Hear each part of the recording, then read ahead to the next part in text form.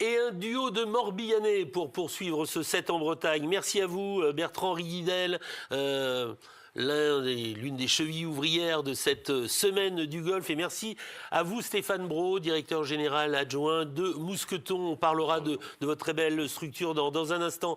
Bertrand Riguidel, cette 13e édition de la semaine du golf est particulièrement attendue. C'est l'occasion, tous les 2 ans, d'avoir un spectacle hors norme dans le golf. Hors norme parce que oui, c'est à peu près 1400 bateaux, du plus petit au plus grand, au plus majestueux, qui vont être dans le golfe du Morbihan, mais pas seulement juste être à quai ou à la bouée, c'est-à-dire qu'ils vont naviguer en flottille.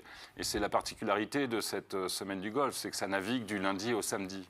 Ce qui est incroyable, c'est voir l'engouement qu'il y a, l'engouement à la fois des marins, ils seront 5000 sur ce magnifique plan d'eau, mais également celles et ceux qui regardent, sont sur les berges pour applaudir, observer, parce que les bateaux, ça va de toutes petites embarcations très familiales jusqu'aux grands bateaux comme l'Étoile du Roi ou le Français. Ou le Phénix, des bateaux qui suscitent l'imaginaire en fait dans le grand public et le public familial et les enfants ont l'imaginaire. Pourquoi? Parce que c'est l'aventure humaine et maritime, c'est de l'histoire, c'est de la piraterie, c'est des batailles navales, etc. Et puis les plus petits, ça reste quand même de l'aventure humaine et maritime, parce que faire une journée en balade dans le golfe du Morbihan sur un petit bateau, ça reste quand même une petite aventure. Et c'est ça qui plaît au grand public et c'est ça qui plaît aux marins. Je le répète, ils viennent à la semaine du golf de partout, d'Europe, d'Allemagne, de Belgique, d'Écosse, d'Irlande, d'Angleterre, naviguer au sein de cet écrin magnifique qu'est le golf, un terrain de jeu formidable. Avec, on le voit, énormément de monde. Et puis c'est aussi la fête.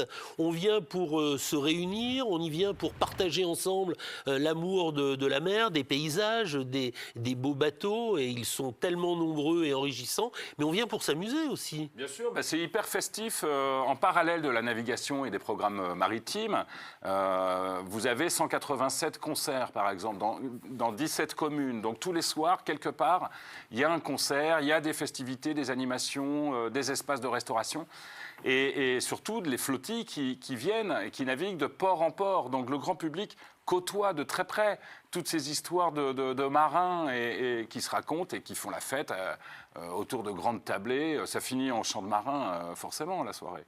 En tout cas, c'est un rendez-vous qui est vraiment très très couru et qui donne, je crois, beaucoup d'envieux et en France, mais aussi à l'étranger, parce que ce rendez-vous, il est devenu complètement identitaire. Il fait partie du circuit européen des fêtes maritimes et des grands moments du patrimoine maritime. Et c'est vrai qu'on va avoir la visite de ceux qui font aussi chez eux, en Hollande notamment, en Belgique ou dans le sud de la France. Ils vont venir nous voir parce qu'on fait partie de ce circuit européen. Et ça, c'est formidable.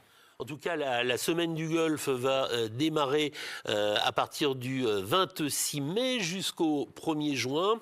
On croise les doigts pour évidemment la météo. Pour l'instant, ça semble bien engagé. Un peu de vent quand même pour faire avancer les bateaux. Idéalement, ce qu'on souhaiterait et ce qu'on va avoir, c'est un vent de sud-ouest. Ce serait idéal parce que c'est les conditions, un peu de soleil, un peu de vent du sud-ouest.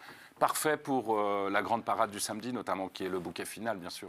En tout cas, nous y serons. Merci Bertrand, vous restez avec nous. Vous connaissez la personne, Stéphane Brault, qui est à côté de vous, directeur général de Mousqueton. On en parle tout de suite.